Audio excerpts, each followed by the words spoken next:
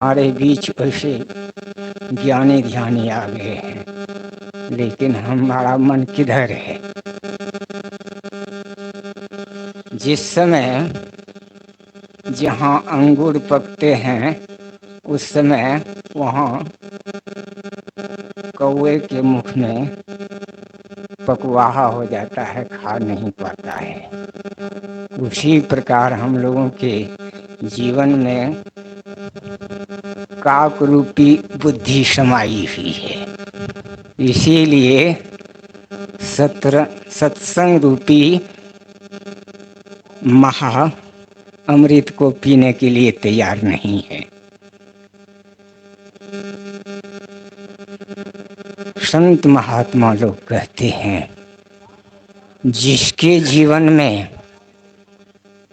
सांप्रदायिक भावना लगी हुई है वह संत मत को नहीं जानते हैं।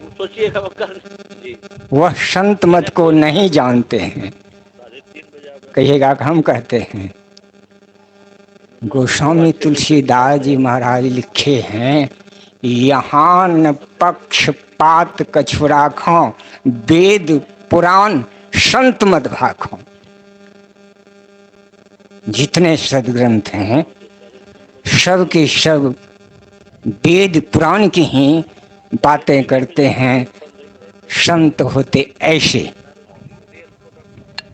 हम लोग तो संत मत से विहीन हैं, उनके ज्ञान से हीन हैं। इसीलिए हम लोग सांप्रदायिक भावना में जकड़ गए हैं, हमारी पकड़ हो गई है।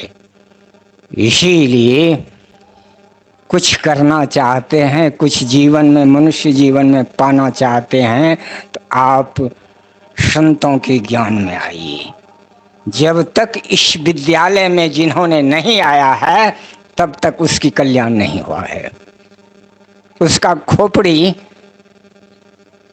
का विकास नहीं हुआ है। अब कहिएगा कौन? बड़े बड़े अत्याचारी जब संतों के सानिध्य में आ गए तब उनकी बिगड़ी हुई खोपड़ी भी परिमार्जित हो गए। कहिए कौन? रत्नाकर ऐसे खूंखार आदमी संतों के सानिध्य में आने से उनकी बुद्धि परिमार्जित हो गई। उनकी बुद्धि परिमार्जित हो गई। पहले तो वह जब तक संतों के विचार को नहीं समझे थे तो नारद को बहुत कुछ कहे, जैसा नहीं कहना चाहिए तैसा कहा। कहा तुम ऐसा क्यों करते हो? जिसके लिए तुम करते हो वह तुम्हारे है थोड़े। ऐसे बड़ा पाप बनता है। तुम जो कह रहे हैं कि मैंने आपको छोड़ दिए, देश देखकर देखते हैं नरमुंड का ढेर लगा हुआ है, मैं किसी का नहीं सुना। वाल्मीकि ने कहा कि मैं उसी को सुनाने के लिए आता हूं जिसका बुद्धि बिगड़ गया है। तुम्हारी बुद्धि बिगड़ गई है, इसीलिए मैं तुम्हारे बुद्धि को बदलने के लिए मैं इस रास्ते से गुजरा। रास्ता तो बहुत था लेकिन मैं इस रास्ते से इसीलिए गुजरा, तुम्हारे ऐसे जो विपरीत बुद्धि वाले हैं उसी को परिमार्जित करने के लिए मैंने ऐसा किया है। संत ऐसे होते हैं।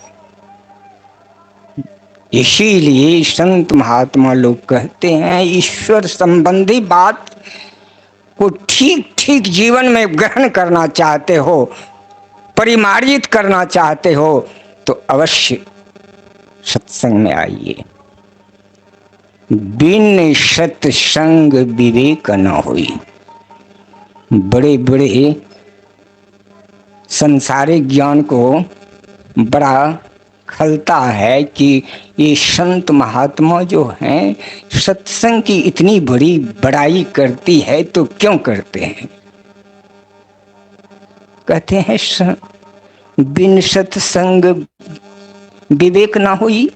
हम लोग के जीवन में अब तक इतने पढ़ लिख लिए हैं, इतने विद्या को अर्जन कर लिए हैं, फिर भी हम लोगों को विवेक नहीं हुआ है।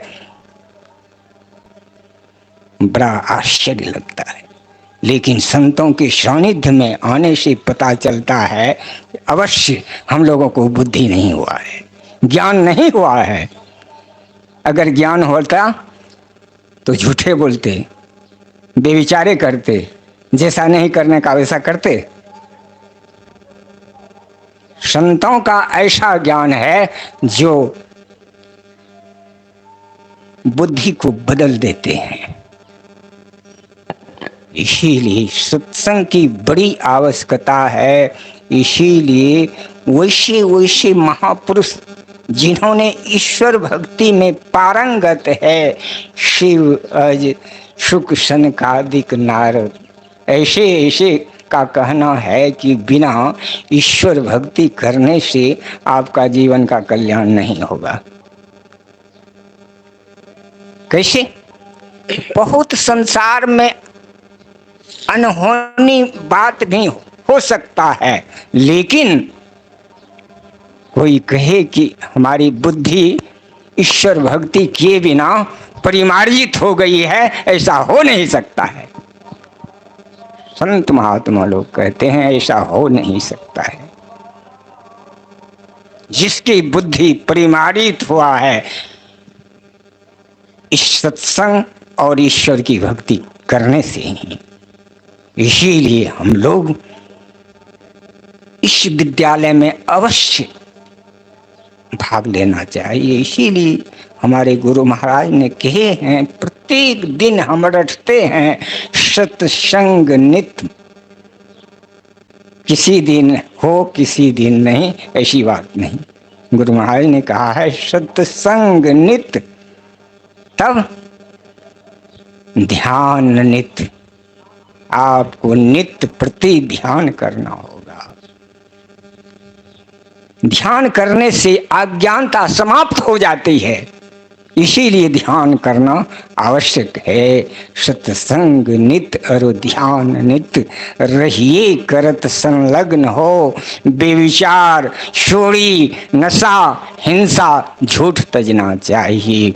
यही मनुष्य जीवन का कर्तव्य है और हम लोगों को यही करना है। तभी हम लोगों को मनुष्य जीवन पाने का सार्थक होगा, नहीं तो निरर्थक हो जाएगा, कोई अर्थ नहीं रहेगा। इसीलिए अर्थ चाहते हैं तो अनर्थ कर्मों से अपने आप को बचा लीजिए तो बड़ा कल्याण होगा।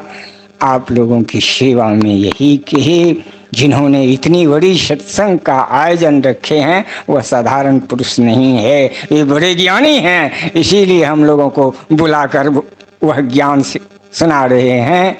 श्री सद्गुरु महाराज की जय।